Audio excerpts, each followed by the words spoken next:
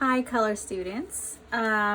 We are going to go over achromatic colors, okay? Um, and when you read your book, it doesn't really mention achromatic colors because technically there is no such thing as achromatic. Achromatic basically means like no color. Whenever you think about colors like white, gray, and black, they are, they're really never achromatic. They're always either, they kind of lean towards warm or cool, even if we don't see it, okay? Even if it's not like, if we think that they're as neutral as possible, they still may go a little warm or a little cool, and that's why the book doesn't really talk about achromatic colors. But we're still going to talk about it because now, especially with digital art, it is becoming more possible to use colors that are neither completely cool or completely warm. And we're just going to do our best and try to create like some color studies that are as neutral as you can possibly make them. Okay, so I am using my 6500K light bulb here, but of course the camera, other ambient light, other objects around, even the brown table that I'm working on, it will reflect some light here and there and change the color. So just kind of keep that in mind. It's more of an exercise for you to start to notice when things become too warm or when things become too light. Okay, so for this color study, I want you to use your white and your black. I'm just gonna get this kind of worked in. And the first thing I'm going to do is create like a little value scale. So let me get my value scale out. So here's my grayscale and value finder. And what I want to do is try to create like different hues of gray. Okay, so I'm going to start with white. And I want you to do this as well. Okay. And I can already tell like the paper is a little bit cool. The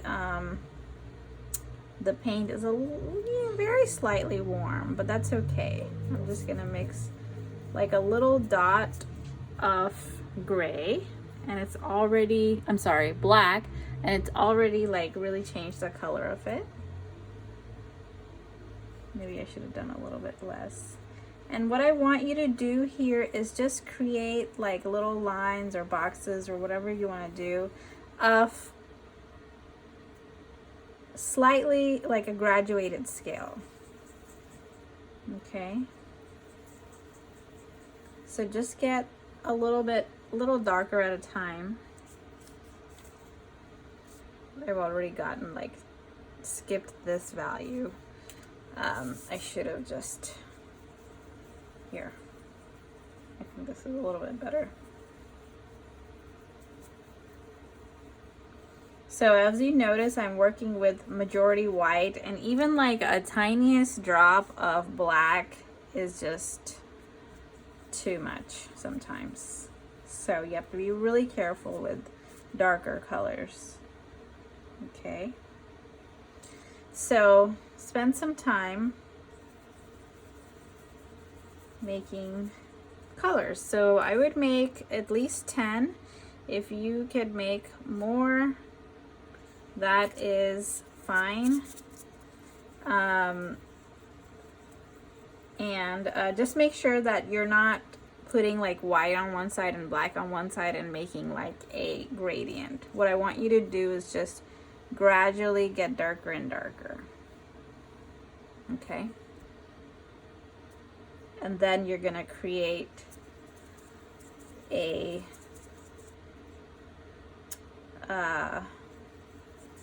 oops, too dark.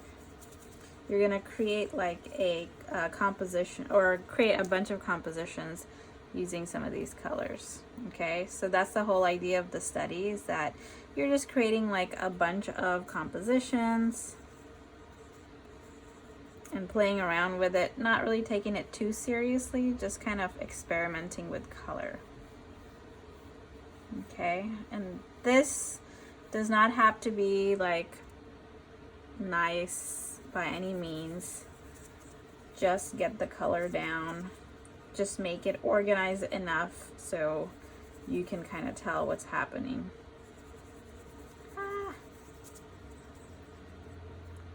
So my paint is like drying up. I'm just gonna add like a really tiny drop of water.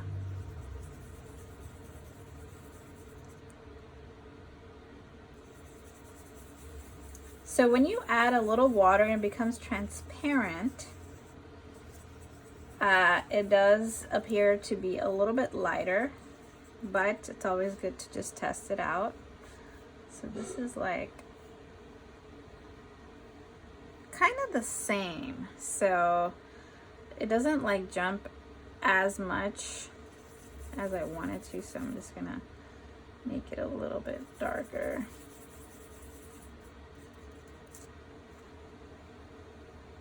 Okay, much better.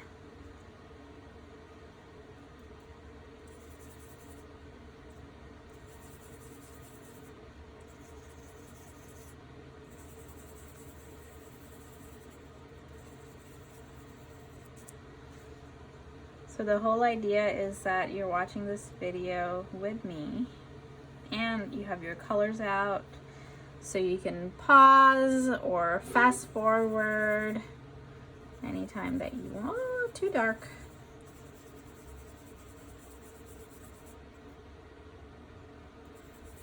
I really like these palette sheets because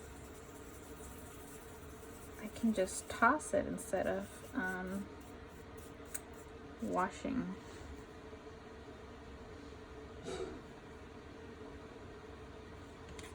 Okay, this is like getting there.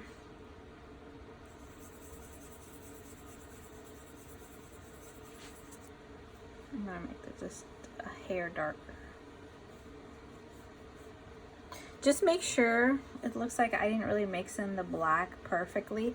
Make sure when you're mixing color, like you just blend it a lot so there's no streaks, because then you don't really know what color, what is going on, right?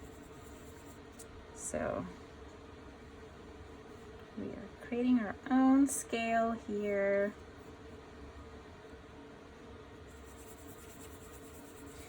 And if you want, you could even create like larger blocks of it. Like you can divide this paper into 8 squares and use that format.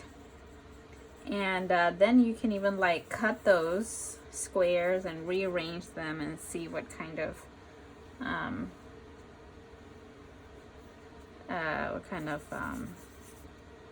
composition you like.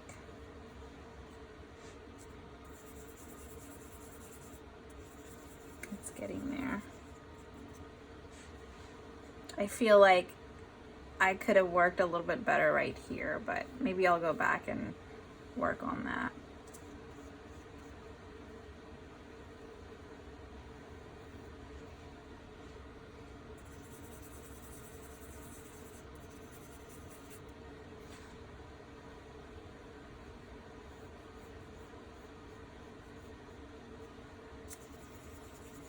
Okay, it's like almost getting there.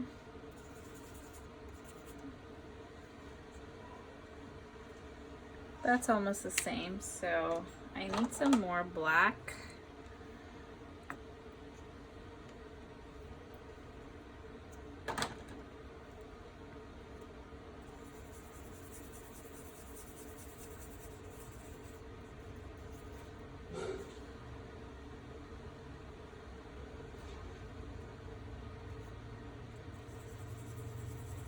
And it's almost there. You'll notice towards the end, the black, the really dark charcoal just starts to like kind of look the same. And this is where like just keep on going, because this is where it gets really interesting, where your eye starts to work hard to see the colors that you're making. So I think this is going to be my second to last, and my last one is going to be just purely this ivory black. So in order to make that, I need to make sure my brush is like super clean, so there's like absolutely no gray in there.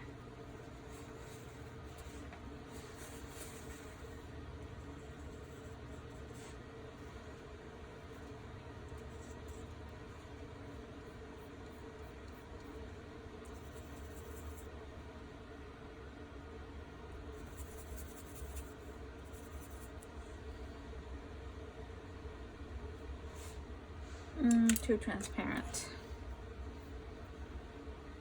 I just needed a little bit more color. I was being stingy.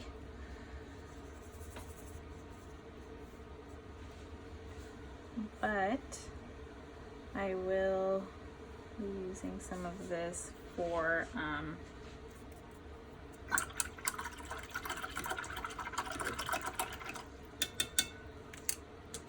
my composition. So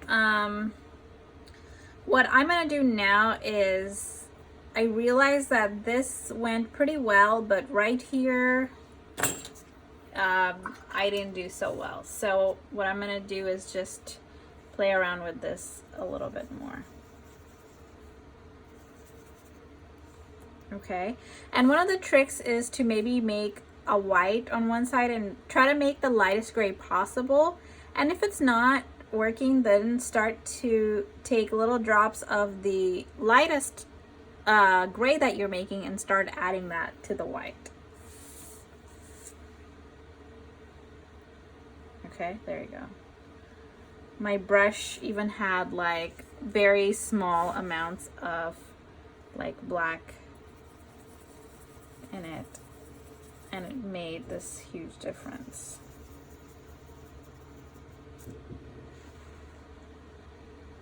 Okay, so I kind of like that here.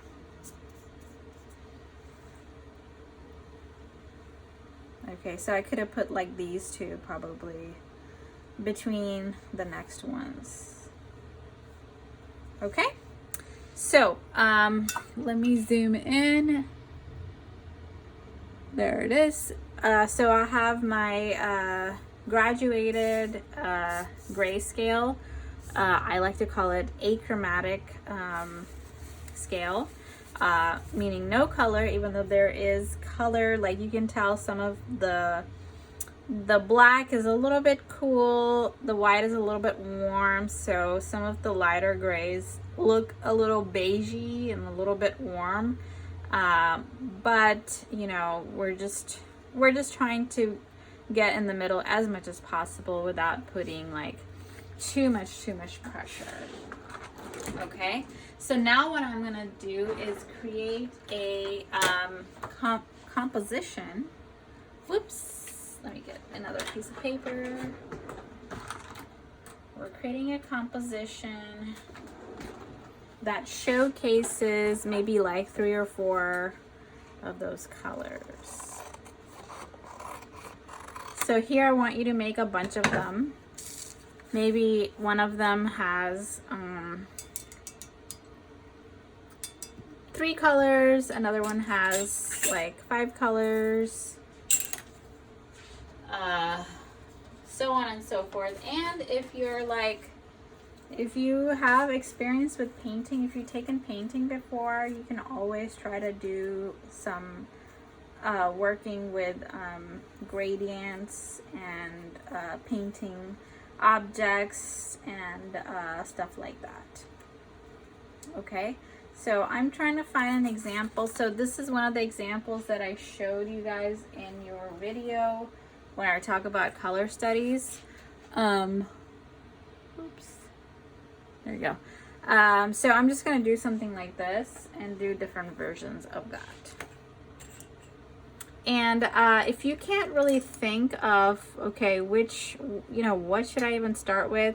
What I would do is I would just do a little research and look up some artwork that uses grays and blacks and whites. And that might work really well. So what I want to try to do is create like a really dark background maybe, and then do like maybe a super light plant, and then maybe just a little bit darker than that, like a medium one that's like the like another color in there.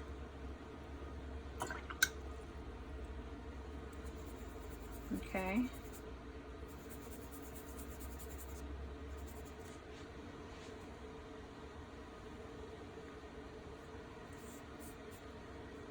So again, don't think too much.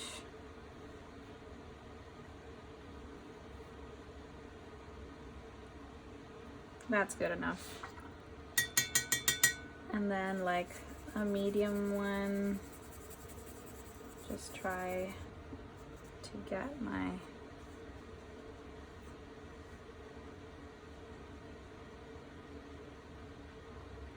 this is like a little transparent, but that's fine. And then I'm gonna do like a super dark, not super dark, but like kind of dark background.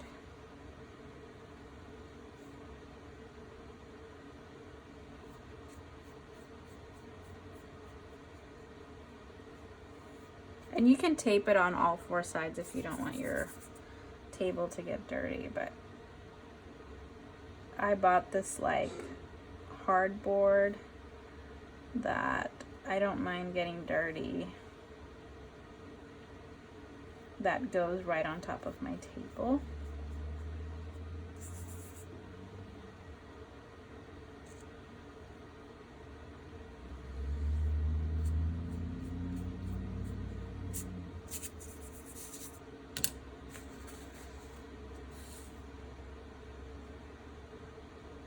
I should have made more of this paint.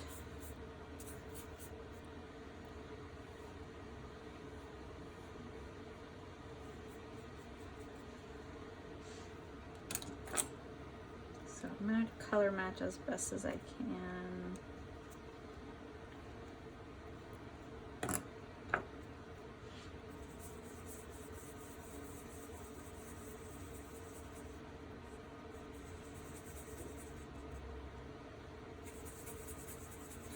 And I'm gonna just add a little water to it so it's a little bit lighter than I want to, and it flows a little bit easier.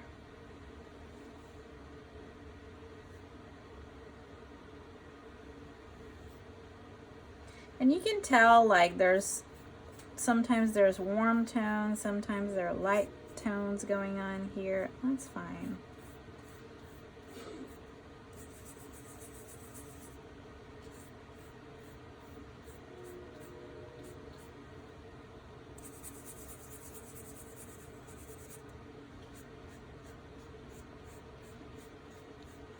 What I like to make sure is I cover each and every little dot as best as I can, because that's really going to allow me to see the end result of what I actually made, right? If you don't apply the color to the best of your abilities, you won't even be able to tell like what you made. And then you wouldn't be able to give yourself any kind of feedback. And it's really important to, give a little, kind of learn from what you're doing. That's the whole point of these studies.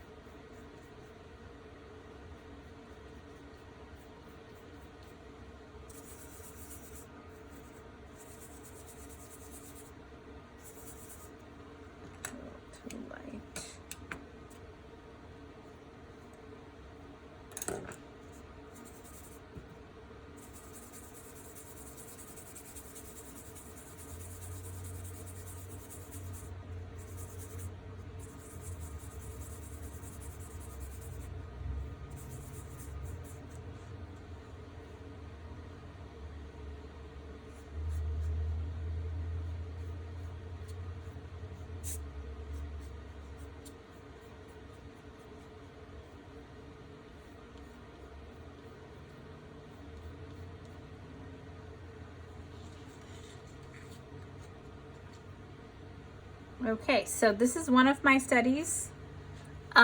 Make a few more of these. You know, maybe try one where you reverse some of the dark versus light. You kind of play around. Maybe you use like all 3 light ones. Maybe you just use like really dark ones and you have maybe like one really light piece. So start to play around with different proportions. And that's really important in color as well. It's going to make a big difference, which you will learn more about later, but you can start practicing that right now. Okay, so this is kind of like, I'm showing you how to do like an example of a color study. Later on, I'm probably not going to give you as many videos, but you'll have an idea of like how to go about your future color studies. Okay, so here is one of my color studies. I would make a couple of more, play around with like what kind of grays I'm using, experiment, go all the way towards one edge, go all the way towards another edge, stay in the middle, you know, experiment.